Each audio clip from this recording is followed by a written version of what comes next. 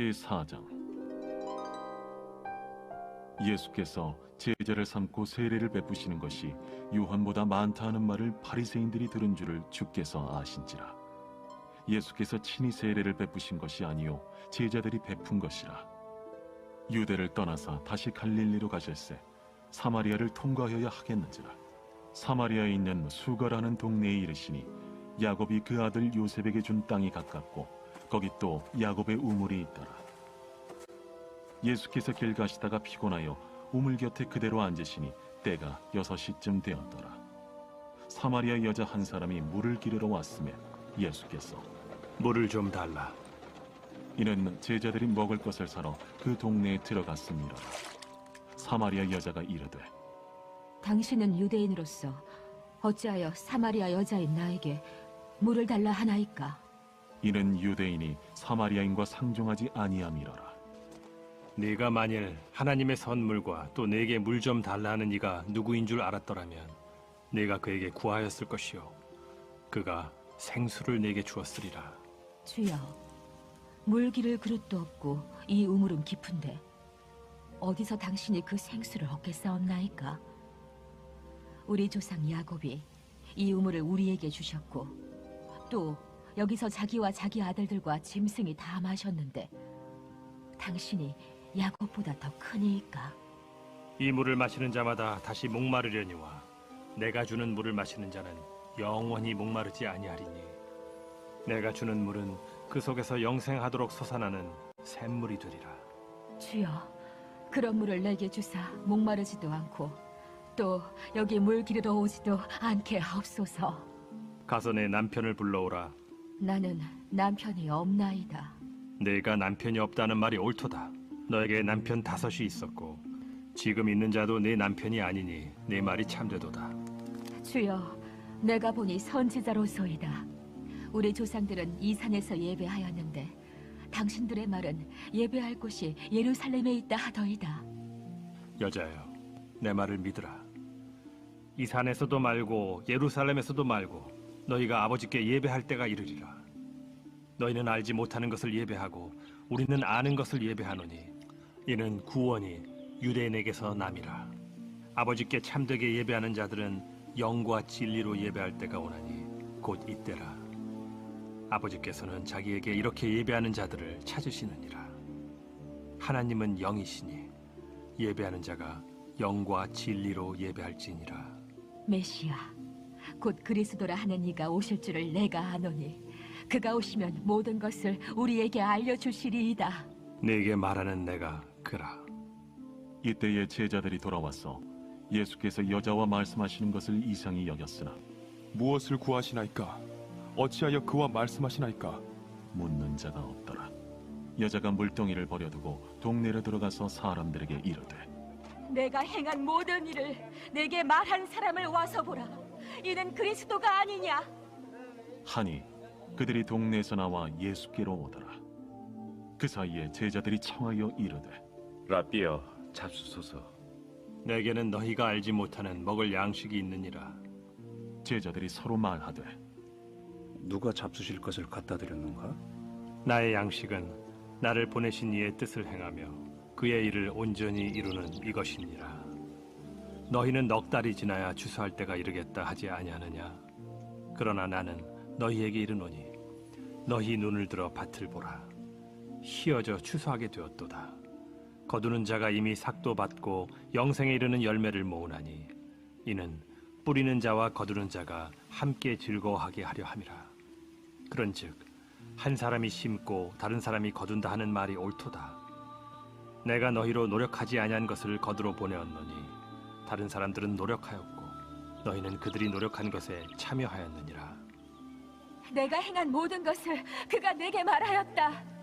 증언하므로 그 동네 중에 많은 사마리아인이 예수를 믿는지라. 사마리아인들이 예수께 와서 자기들과 함께 유하시기를 청하니 거기서 이틀을 유하심에 예수의 말씀으로 말미암아 믿는 자가 더욱 많아 그 여자에게 말하되 이제 우리가 믿는 것은 내 말로 인함이 아니니 이는 우리가 친히 듣고 그가 참으로 세상의 구주신 줄 알미라. 이틀이 지남에 예수께서 거기를 떠나 갈릴리로 가시며 친히 증언하시기를 선지자가 고향에서는 높임을 받지 못한다 하시고 갈릴리에 이르시매 갈릴리인들이 그를 영접하니 이는 자기들도 명절에 갔다가 예수께서 명절 중 예루살렘에서 하신 모든 일을 보았습니다라. 예수께서 다시 갈릴리 가나에 이르시니 전에 물로 포도주를 만드신 곳이라. 왕의 신하가 있어 그의 아들이 가버나움에서 병들었더니 그가 예수께서 유대로부터 갈릴리로 오셨다는 것을 듣고 가서 청하되 내려오셔서 내 아들의 병을 고쳐주소서. 하니 그가 거의 죽게 되었습니다. 너희는 표적과 기사를 보지 못하면 도무지 믿지 아니하리라. 주여, 내 아이가 죽기 전에 내려오소서. 가라, 내 아들이 살아있다. 그 사람이 예수께서 하신 말씀을 믿고 가더니 내려가는 길에서 그 종들이 오다가 만나서 아이가 살았다. 하거늘 그 낳기 시작한 때를 물은즉 어제 7시에 열기가 떨어졌나이다. 그의 아버지가 예수께서 내 아들이 살아있다 말씀하신 그때인 줄 알고 자기와 그 온 집안이 다 믿으니라. 이것은 예수께서 유대에서 갈릴리로 오신 후에 행하신 두 번째 표적이니라. 하나님 말씀은 신약 성경 요한복음 9장 1절에서 7절 그리고 35절에서 38절 말씀입니다. 다 같이 일어나서 하나님의 말씀을 경청하겠습니다. 하나님 말씀을 봉독하겠습니다. 예수께서 길을 가실 때에 날때부터 맹인된 사람을 보신지라. 제자들이 물어 이르되 랍비여, 이 사람이 맹인으로 난 것이 누구의 죄로 인함이니이까? 자기니이까 그의 부모니이까? 예수께서 대답하시되 이 사람이나 그 부모의 죄로 인한 것이 아니라 그에게서 하나님이 하시는 일을 나타내고자 하심이라. 때가 아직 낮음에 나를 보내신 이의 일을 우리가 하여야 하리라. 밤이 오리니 그때는 아무도 일할 수 없느니라. 내가 세상에 있는 동안에는 세상의 빛이로라. 이 말씀을 하시고 땅에 침을 뱉어 진흙을 이겨 그의 눈에 바르시고 이르시되 실로암 못에 가서 씻으라 하시니 실로암은 번역하면 보냄을 받았다는 뜻이라. 이에 가서 씻고 밝은 눈으로 왔더라. 35절입니다. 예수께서 그들이 그 사람을 쫓아냈다 하는 말을 들으셨더니 그를 만나사 이르시되 네가 인자를 믿느냐? 대답하여 이르시되 주여, 그가 누구시오니이까? 내가 믿고자 하나이다. 예수께서 이르시되 네가 그를 보았거니와 지금 너와 말하는 자가 그이니라. 이르되 주여, 내가 믿나이다 하고 절하는지라. 아멘. 이것은 하나님의 말씀입니다. 아멘. 캐나다의 유명한 관광지인 케이프 브레튼 섬이 있습니다. 경치도 너무 아름답고 또 역사적인 명소도 많아서 사람들이 많이 찾는다고 하는데요. 근데 이 섬이 아름다운 경치로 관광지로 유명하기도 하지만 또 한 가지 유명한 것이 있는데 그것은 석탄이 아주 풍부하게 매장되어 있어서 석탄 탄광으로도 매우 유명했던 곳이라고 합니다. 그래서 이 케이프 브레튼 섬에 가면 광부 박물관이 있고 이곳을 방문하면 은퇴한 광부들이 실제로 석탄 광산을 이제 가이드해주고 또 광부들의 옛날의 광부들의 생활의 실제 이야기들도 해주고 이렇게 한다고 합니다. 그들이 전하는 이야기 중에 이런 이야기가 있습니다. 옛날에는 이 탄광에서 작업을 하기 위해서 여러 마리의 말을 사용했다고 합니다. 이 말들을 탄광 속으로 데리고 들어가서 그 무거운 수레를 이제 끌게 하고 이 말을 가지고 이제 석탄 캐는 작업을 했다고 하는 거예요. 그런데 이 말들을 한번 탄광 속으로 데리고 들어가면 다시는 탄광 밖으로 데리고 나올 수가 없다고 합니다. 왜냐하면 이 말들의 시력이 사람들과는 달라서 오랜 시간 탄광에 있으면서 어둠에 적응이 돼서 그렇게 되어버리면 밖으로 나와서 밝은 햇빛을 보는 순간 이 말들이 실명을 해버린다고 합니다. 그래서 한번 탄광 속으로 들어간 말은 늙거나 병들어 죽을 때까지 계속 어두운 땅 속에서 살아야 된다는 것이죠. 어떻게 보면 굉장히 슬픈 이야기입니다. 이 이야기를 읽으면서 오늘 우리의 삶을 한번 생각해 보았습니다. 우리가 저 탄광 속의 말처럼 지금 이 어두운 세상의 가치관과 삶의 방식 속에 묻혀서 여기서 살아가다 보면 이 세상에서 익숙해지고 적응이 되고 세상에 깊이 빠져들어 살다 보면 빛이신 예수님 안으로 오는 것, 예수님 안에서 빛의 자녀로 사는 것, 이것이 오히려 더 부담스럽고 힘들게 느껴지고 그렇게 되지는 않을까 하는 생각이 들었습니다. 사랑하는 여러분, 이 세상은 어두운 탄광과 같고 참 생명의 빛이신 예수님을 받아들이지 않는, 예수님의 은혜와는 없이 사는 것이 오늘의 이 땅의 세계라고 할 수 있습니다. 그런 어두움에 우리가 어울려서 살다 보면 우리도 영적인 눈을 점점 실명해버리고 유일한 빛이신 예수님을 알아보지 못하고 예수님의 그 빛 가운데로 살아갈 수 있다는 것을 망각하고 어둠을 당연하게 여기고 그렇게 계속 살아가게 된다는 것입니다. 성도 여러분, 우리가 지금 비록 이 육적인 세계, 이 물질적인 세계 속에서 살고 있지만 우리의 영적인 눈을 밝히 뜨고 영적인 축복을 누리며 그렇게 살아가게 되기를 주님의 이름으로 축원합니다. 오늘의 말씀은 예수님께서 태어날 때부터 맹인인 사람을 고쳐주신 이야기입니다. 이 이야기는 9장 1절부터 7절에 기록되어 있는데, 예수님께서 길을 가시다가 맹인을 만나죠. 그런데 예수님이 이제 땅에 침을 뱉어서 진흙을 반죽해서 그 맹인의 눈에 발라주시고 실로암 못에 가서 씻으라 말씀하십니다. 근데 맹인이 예수님 말씀대로 실로암 못에 가서 눈을 씻어내요. 결국 그래서 예수님 말씀대로 했더니 눈을 뜨게 되었다는 그런 이야기죠. 자, 그런데 이렇게 맹인이 치유를 받았으면 이것으로 사실 사건은 종결되는 것입니다. 그러니까 얘기가 7절에서 끝나는 거예요. 그런데 오늘 말씀을 9장을 쭉 읽어보면 7절에서 그렇게 사건이 끝나지만 8절부터 41절까지 9장 전체에 보면 이 고침받은 맹인과 이웃 사람들이 이야기를 나누는 장면, 또 바리새인들과 맹인이 두 번에 걸쳐서 또 이야기하는 장면, 또 바리새인들과 맹인의 부모가 이야기하는 장면, 이런 장면들이, 대화의 장면들이 길게 나오고 있습니다. 그리고 마지막에 이제 맹인이 예수님을 구원자로, 주님으로 믿고 고백하고 예수님께 경배했다는 그런 이야기로 끝이 납니다. 그래서 이 9장 전체를 보면 이 구조가 좀 특별한 것을 볼 수 있어요. 오늘 말씀의 이러한 구조는 무엇을 말해주려고 하는 것일까? 이것은 실로암 맹인을 치유한 이 사건 자체도 중요하지만 그것보다 그 이후에 벌어진 사람들의 대화의 내용 속에 어떤 메시지를 주고자 하는 그런 의도를 가진 구조라고 볼 수 있습니다. 사실 맹인이 눈을 떠서 보게 되는 기적, 이것은 굉장히 놀라운 기적이죠. 오늘 등장한 태어날 때부터 맹인이었던 사람을 예수님이 고쳐주실 때 우리가 한 가지 생각해 볼 사항이 있는데, 예수님께서 이런 말씀을 하십니다. 5절에 보면 내가 세상에 있는 동안에는 세상의 빛이로다, 이 말씀을 하면서 이 사람의 눈을 고쳐주었다는 거예요. 이 말씀에는 어떤 의미가 담겨 있는 것이죠. 오늘 등장하는 이 태어날 때부터 맹인인 이 사람은 사실은 그냥 한 개인에 불과한 사람입니다. 하지만 이 사람은 그렇게 그냥 한 개인이 아니라 절대적인 절망, 단 한 조각의 희망도 찾을 수 없는 우리 인생 전체를 대표하는, 그렇게 상징하는 존재라고 볼 수 있다는 것이에요. 그래서 예수님께서 맹인을 고쳐주신 이 사건은 한 개인의 삶에 구원의 빛을 주시는 것뿐만 아니라 구원의 가능성이 어디에도 없는 이 절망의 세상에 살고 있는 인생들에게 예수님이 유일한 빛, 세상의 빛이심을, 희망의 빛이심을 선포하기 위한 사건이라는 것이에요. 예수님이야말로 인생들의 어둠을 몰아내는, 죽음과 죄악으로 캄캄한 세상을 밝히시는 참 빛이시라는 것을 이 사건 속에서 가르쳐주고 계신 것입니다.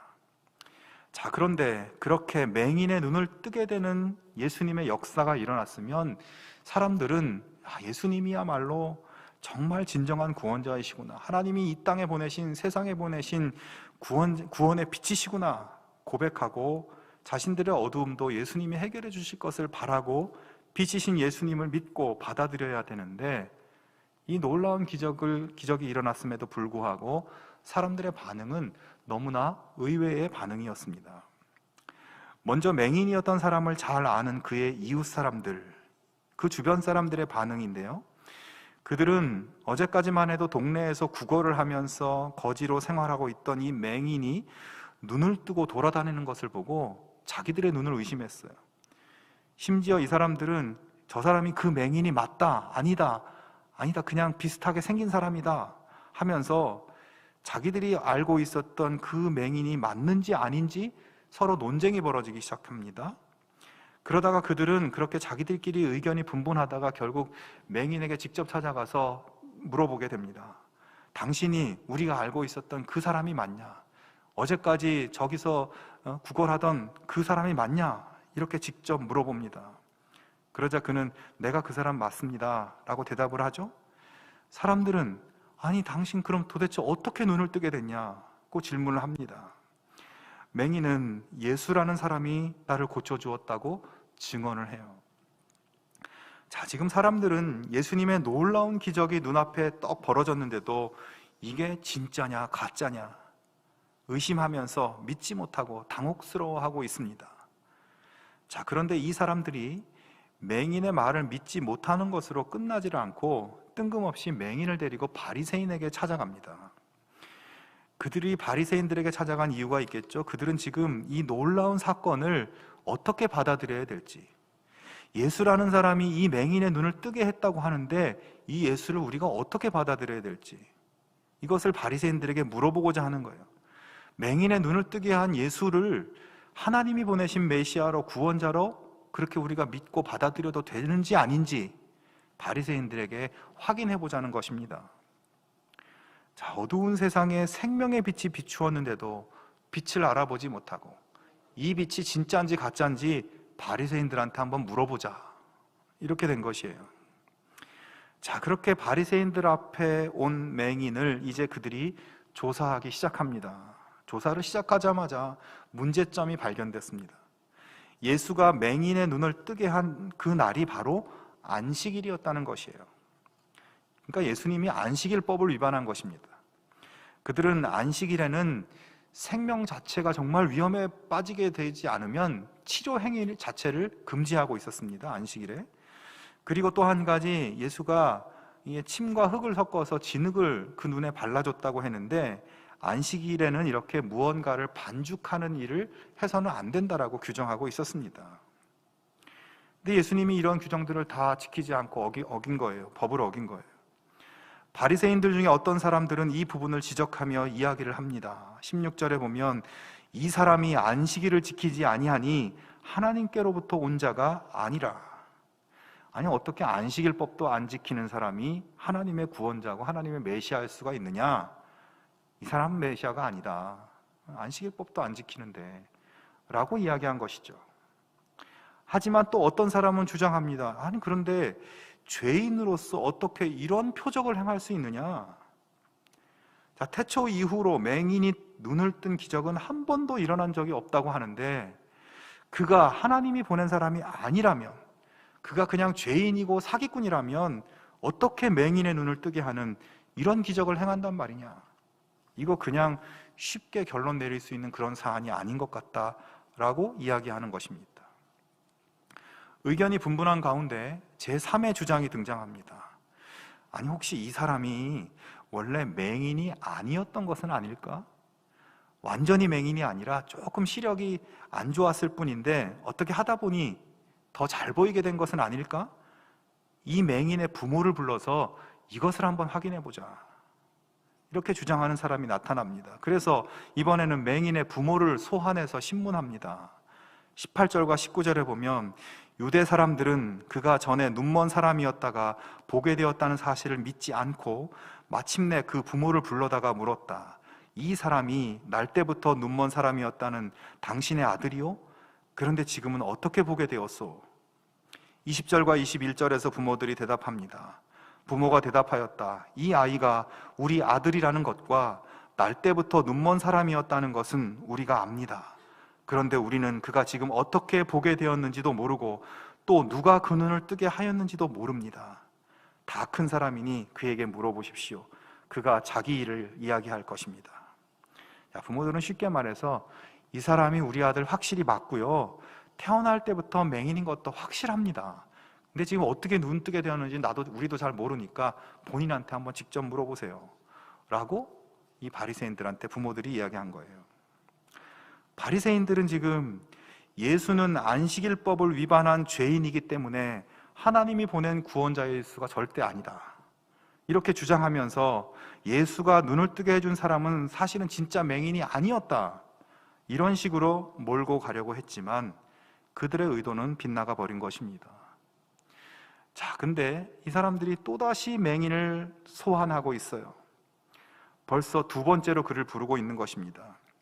바리새인들은 다시 맹인에게 이야기합니다. 24절에 보면 바리새파 사람들은 눈 멀었던 그 사람을 두 번째로 불러서 말하였다.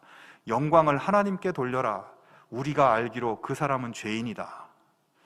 여러분, 여기서 영광을 하나님께 돌려라 라고 하는 말의 의미는 너를 고쳐준 것은 예수가 아니라 하나님이니까 하나님께 영광을 돌려라, 이 말로 보이지만 그런 의미가 아니라, 영광을 하나님께 돌리라는 말은 너 하나님 앞에서 거짓말하지 말고 진실을 말해라, 자백해라, 이런 뜻을 가진 일종의 어떤 관용적인 그런 표현이에요.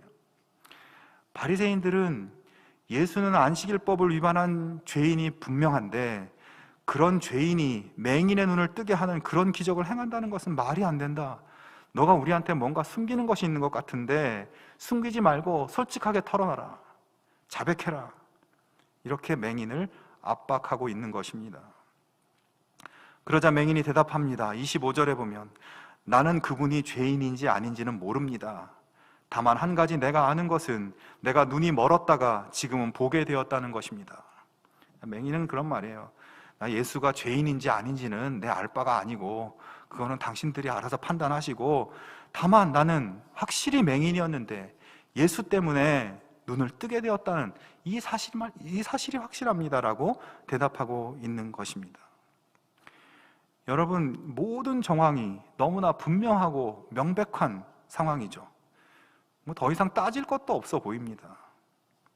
그러나 이 답답한 바리새인들은 맹인이었던 사람의 그런 명확한 증언을 듣고도 여전히 포기하지 않고 또 질문을 하고 있어요. 26절에 보면 그 사람이 네게 한 일이 무엇이냐? 그가 내 눈을 어떻게 뜨게 하였느냐? 근데 여러분, 26절의 이 질문은 이미 바리새인들이 맹인을 처음 대면했을 때 15절에서 했던 질문이에요. 근데 또 너 어떻게 보게 됐냐? 묻고 있는 거예요. 맹인이 얼마나 귀찮았겠습니까? 이번에는 맹인이 아주 냉소적으로 반문합니다. 그것은 내가 이미 여러분에게 말하였는데 여러분은 고지 듣지 않았습니다. 그러면서 어찌하여 다시 들으려고 합니까? 여러분도 그분의 제자가 되려고 합니까? 아니, 왜 똑같은 질문을 자꾸 하냐 이겁니다. 예수가 고쳐주었다고요. 벌써 이야기하지 않았습니까? 왜 자꾸 같은 질문을 합니까? 바리새인들을 오히려 면박을 주며 이야기를 하는 거예요. 그러면서 맹인은 한 걸음 더 나아가 이렇게 말을 합니다. 그분이 내 눈을 뜨게 해주셨는데도 여러분은 그분이 어디에서 왔는지 모른다니 참 이상한 일입니다. 하나님께서는 죄인들의 말은 듣지 않으시지만 하나님을 공경하고 그의 뜻을 행하는 사람의 말은 들어주시는 줄을 우리가 압니다. 나면서부터 눈먼 사람의 눈을 누가 뜨게 하였다는 말은 창세로부터 이제까지 들어본 적이 없습니다. 그가 하나님께로부터 오신 분이 아니라면 아무 일도 하지 못하셨을 것입니다. 맹인이 너무 답답해서 바리새인들한테 아예 정답을 가르쳐 주는 거예요. 당신들은 자꾸 예수가 하나님 보낸 구원자가 아니라고, 안식일법을 어긴 죄인은 그런 일을 할 수 없다라고 주장하고 싶은 것 같은데, 당신들 말대로 죄인이 어떻게 맹인의 눈을 뜨게 한단 말입니까? 창세 이후로 맹인이 눈을 뜨는 기적은 한 번도 일어난 적이 없다고 들었는데, 예수가 이런 기적을 행했다면 하나님 보내신 분이 맞지 않습니까? 내가 당사자인 내 말을 도대체 왜 믿지 못하고 부정하려고만 합니까? 이거 딱 보면 모르겠습니까? 예수가 하나님 보내신 분이라는 것을 이게 정말 안 보입니까? 이 정말 안 보입니까? 참 이상하네. 그들의 입장에서는 맹인의 이런 건방진 이야기를 들으면서 화가 나서 그를 쫓아내 버립니다. 여기서 쫓아냈다는 것은 단순히 그 자리에서 내보냈다는 것이 아니라 지금 예수를 그리스도라고 주장하는 맹인을 그들의 회당 공동체에서 출교시켜 버렸다는 뜻입니다. 예수님께서는 맹인이었던 사람이 결국 출교를 당했다는 이야기를 들으시고 그를 만나십니다. 자신이 맹인의 눈을 뜨게 해준 예수라는 것을 밝히십니다. 맹인이었던 사람은 드디어 예수님을 만나서 그가 구원자이시고 하나님이 보내신 세상의 빛이심을 고백하며 예수님을 찬양했습니다. 여러분, 이 말씀 속에서 진짜 눈먼 사람은 누구입니까? 맹인입니까? 바리새인입니까? 맹인은 그동안 불쌍한 사람이었고 아무것도 볼 수도 없고 그저 남에게 보여지는 사람이었습니다. 그러나 그는 예수님을 통해서 보는 사람이 되었는데 단순히 육적인 시각뿐만 아니라 영적인 눈이 열렸습니다. 영적으로 보는 사람이 되었습니다. 예수님을 자신의 어두운 인생에 빛을 비춰주시는 분, 생명의 구원자로 밝히 알아보게 된 것이에요. 그러나 바리새인들은 빛이 비추었는데도, 빛이 너무나 강렬하고 너무나 명확하게 비추고 있는데도 빛을 알아보지 못하고 있습니다. 그들의 육신의 눈은 열려 있었지만 영적인 눈은 닫혀 있었습니다. 여러분, 진짜 맹인은 누구입니까? 오늘 말씀은 누가 보고 있는지, 누가 보지 못하고 있는지를 역설적으로 극명하게 대조하며 보여주는 말씀이에요. 요한복음 1장 9절부터 10절에 이런 말씀이 있습니다.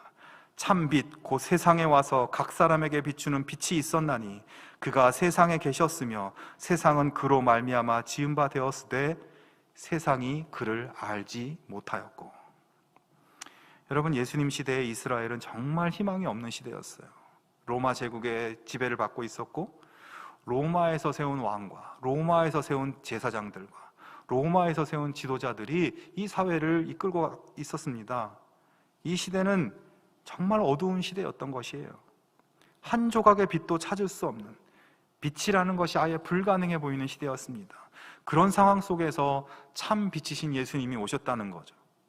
어두운 세상, 죄와 죽음의 세력에 눌려서 희망이 보이지 않는 세상에 진짜 생명의 빛, 소망과 구원의 빛이신 예수님이 오신 것입니다.